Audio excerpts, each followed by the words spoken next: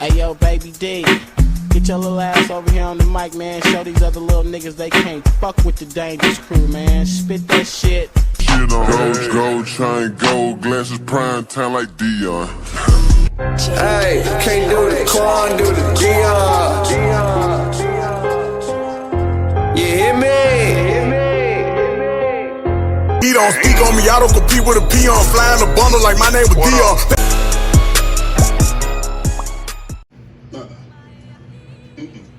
They're trying to convince us that a show that cost roughly $65 million to make.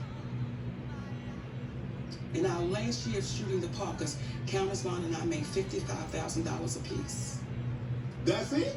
How much were you making an episode? $55,000 an episode. Okay, so how many episodes did you shoot that last? 5 years. That last year we shot 22 episodes. Okay. We made $55,000 a piece at the end of a top-rated sitcom. Hold on, time out. Are you saying you made $55,000 for 22 episodes, or are you saying you made $55,000 per episode? Because I want to make sure I'm hearing you. Let me make sure you hear me correctly. We did 22 episodes. Yes. We were paid $55,000 per episode. Okay. For 22 shows. Okay. Okay? Okay, yeah. That's on a hit show. Right. That is unheard of. Yeah. Because we're two black women. I don't know to fight for it. Right. Countess is young. Countess is a baby in this business. So I don't know to say that we should be making $100,000, $150,000, $200,000 an episode. So now today, y'all want to convince us that that show made no money? That show has made over $2 billion, and I'm guesstimating. And you want to convince us that our percentage, we made no money? We can't allow that to happen. Right. That's why we're fighting. That's why we're saying, no, guys, we can't sit on our hands like that. Right. You know how many of us, when you watch Good Times, when you watch The Jeffersons, when you watch Sanford and Son, whose family is benefiting from our images? Because the damn show ain't ours. What's happening? Man, what's going on, man? All right, we back. Let's do it again, man. Let's do it again. Monique.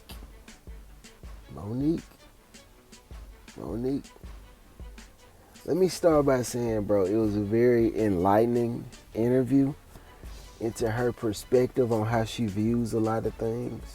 I think Shannon Sharp did a very good job of asking the questions that really got to the fabric of her thinking, the foundation of how she feels about things.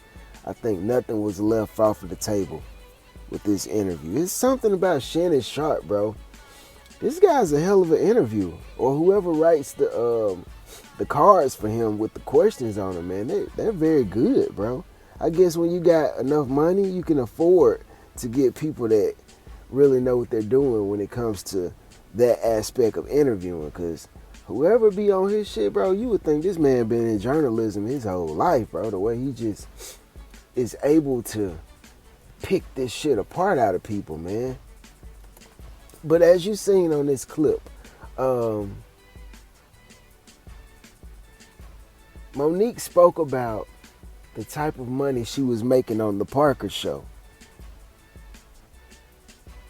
And this is just my opinion. Now, initially when she said, oh man, I only made $55,000 at the end of a 5-year being on TV relationship with this company, they only fucking paid us $55,000. I was like, damn, you could have fucking went and got a regular job and made that. And I guess Shannon Sharp had the same confusion and, like, what? So he asked her, wait a minute, they were paying you $55,000? And just for clarification reasons, he had to ask her, you were making $55,000 at the end of all those episodes, or $55,000 per episode? Cause it would be too mind-boggling for a person to make $55,000 after shooting all those episodes and be on TV. Now I heard Love and Hip Hop makes some low wages like that unless you a seasoned person and you've been with them since the beginning. But that's a totally different story. She clarified, no, after 5 years on the show, I was making $55,000 per episode. I'm like, and then she said, we filmed 22 episodes that season. So I started doing the calculations. I'm like, shit, 55,000. You had 22 episodes, and a season probably went for a whole year. So if you did 22 per year, that means you was almost making like $100,000 a month, cause you only got 12 months in a year. And if you're doing 22 episodes in 1 year, that's at least 2 episodes per month. You know, if you really do the math, it'd be like 1.8, 1.7. And there's no way to do a 0.7 of an episode, but I'm just saying, 22 episodes, 12 months. That's 2 $55,000 checks per year. I mean, per month. That's $100,000 a month. I don't make $100,000 a year. I probably make like 80 or some shit. 70, 80 or some shit. You feel me? Maybe around 80 because I work hard. I do overtime and shit. But $100,000 a month, you making in 1 month what I make in a year's time. And mind you, at the beginning of the episode, she said that she had only been in Hollywood, in California, for like 3 months before she landed the Parker. Before that, she was just in Baltimore doing shows and, you know, building her brand up. She had a comedy club and all that. So you started out at the grassroots, you know, level of things, and you worked your way up in the comedy field. And after 3 months of being in Hollywood, you landed a TV show on mainstream commercial TV. And only after 5 years, you were making $55,000 per episode. That's $1.2 million a year. Just for a girl from Baltimore? She said she's just a girl from Baltimore. She said when she grew up, her family treated her like crap. She said she was the biggest person in her family, the fattest little person. She said she was molested. She said she had it really hard. She made jokes about her towels not being big enough to wrap around her when she get out the tub in the bathroom. Very humble beginnings is what I'm trying to say. And for you to go from being a walk-in to after 5 years, you're making $100,000 a month, I really don't see where there's a whole lot of room to complain. And then she like made the comparison to white actresses that make $100,000 an episode, $150,000 an episode.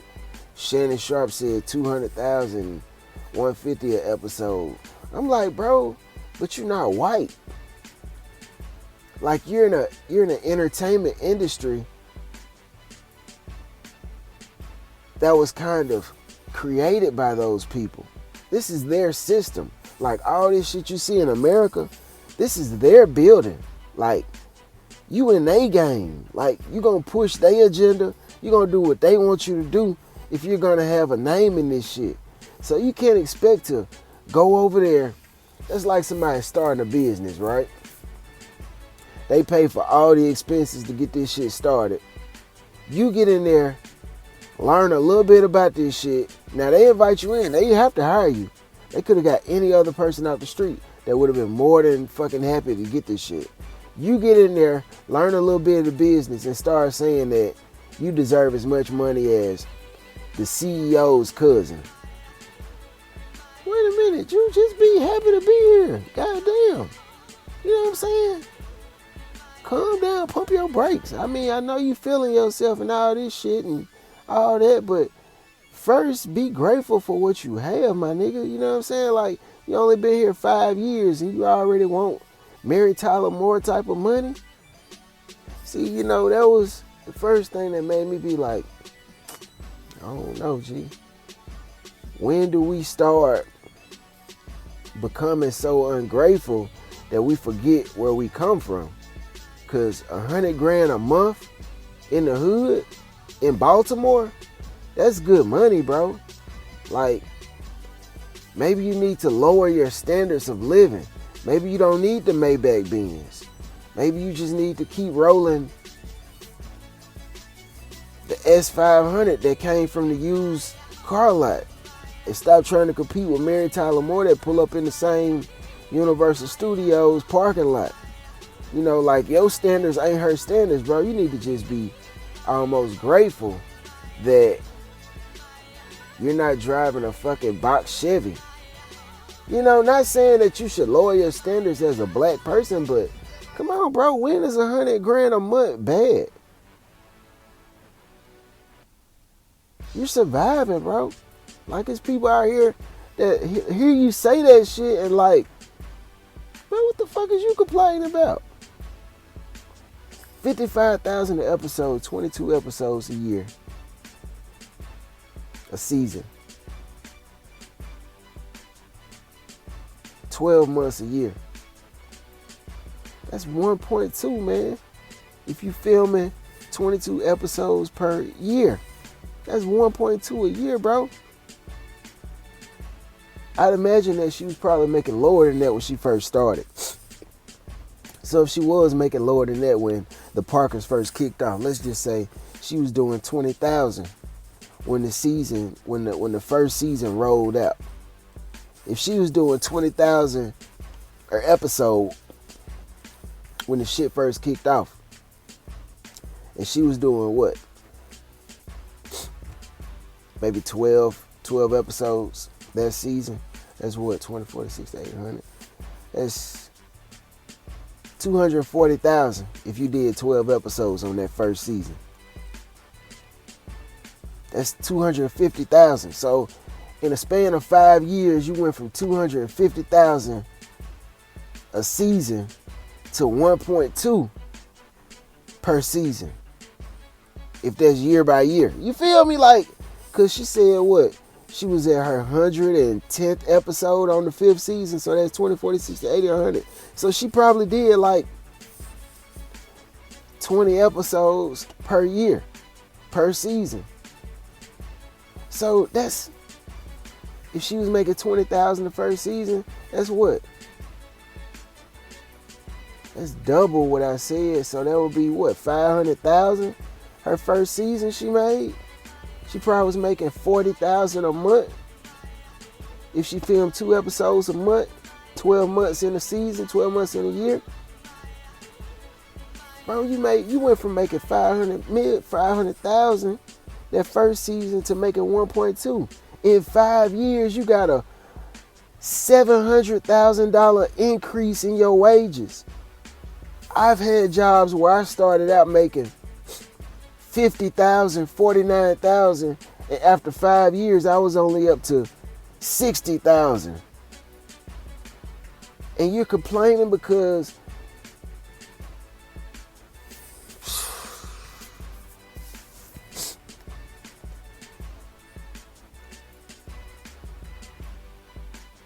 you went from 500,000 to 1.2 million in 5 years as far as your wages go and your income. I don't see that as a whole lot to complain about, bro. It ain't like you was doing the type of work I was doing. When I went from 50,000 to 60,000, 65,000 in 5 years, I was pallet jacking 2,500 pound pallets to the back of a 53-foot trailer by myself. And driving from Mississippi to Arkansas to get those 5 pallets that's 2,500 pounds a piece off.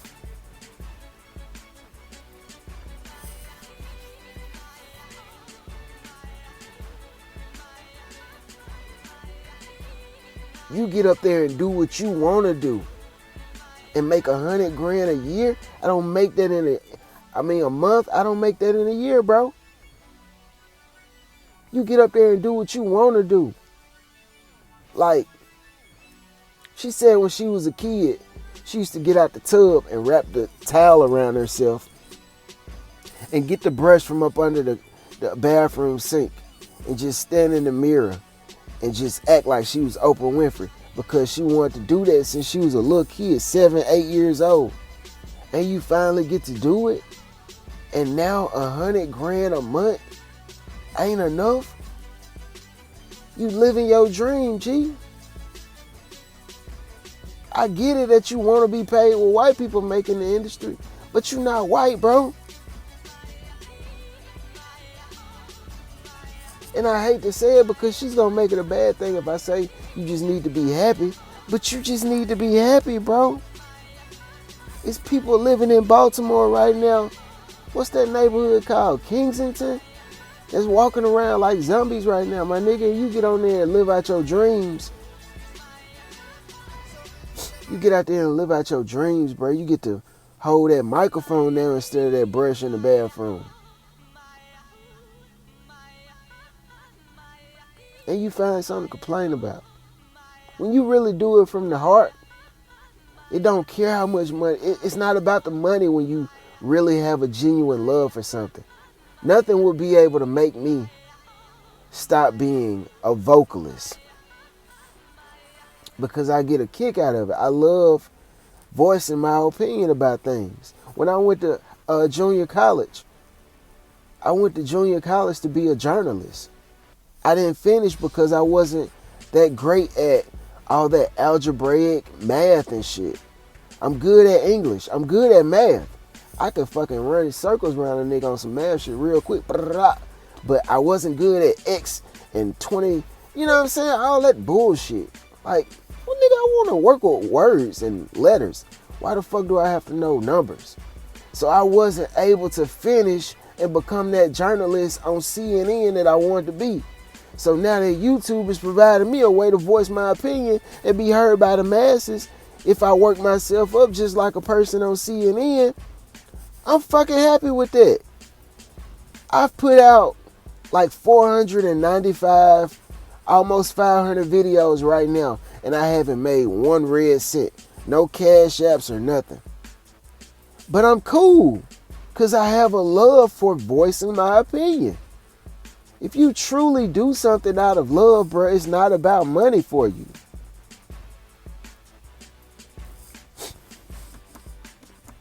It's not about money for you when you do something out of love, bro. So $100,000 a year, I wish I could make a fucking $100,000 a month to come on a motherfucking show and let the whole world see my big brown ass. Hear little Dion Brown talk about some shit. See me floss on TV. Like Martin Lawrence type shit. Get on that bitch and make a few jokes. See people act out my entertainment self. You feel me? $100,000 to do something fun like that. Smoke weed when you want to. Drink when you want to. Man, I think baby girl tripping, bro. Baby girl, you need to be grateful. These niggas out here, they gotta go jump on the back of a garbage truck for $30,000 a year. And you complaining about $100,000 a month? You need to come back down to Baltimore and remember why you got in this shit.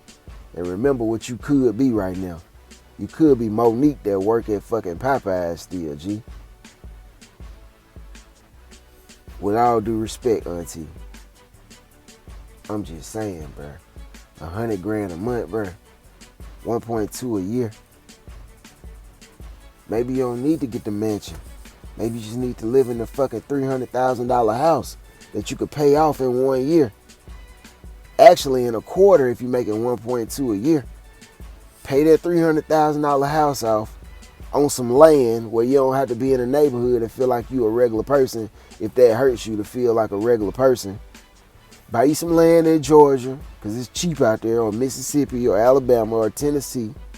buy you some land in the country, put you a house out there for $300,000, $400,000, pay that shit off, and everything that you make after that goes into your bank account, and live a modest life until you stack up enough money to where you can afford to say, nah, I'm gonna take some time off, or I don't want to do that no more.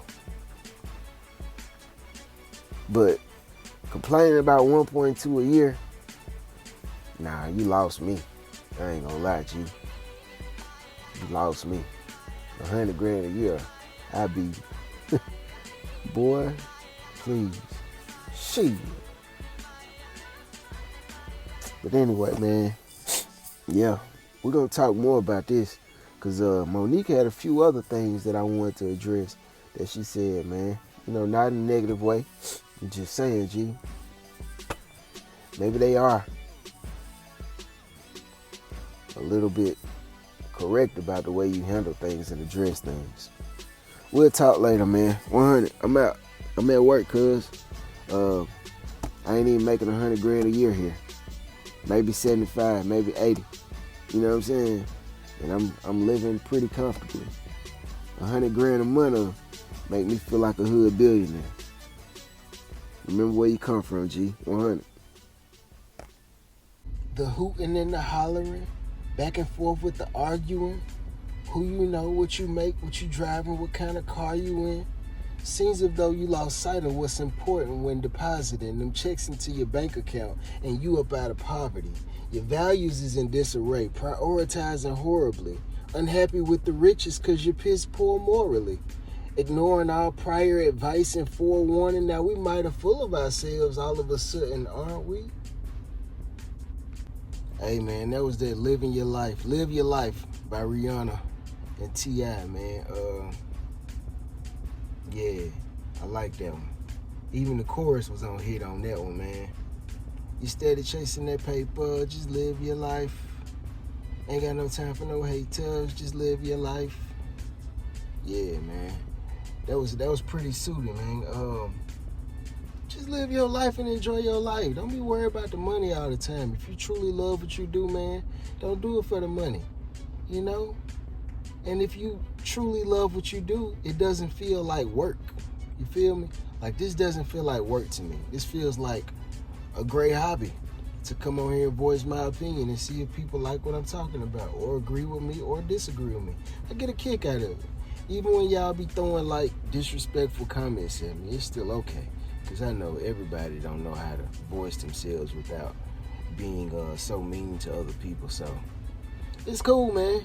Live your life, bro. 100. We out.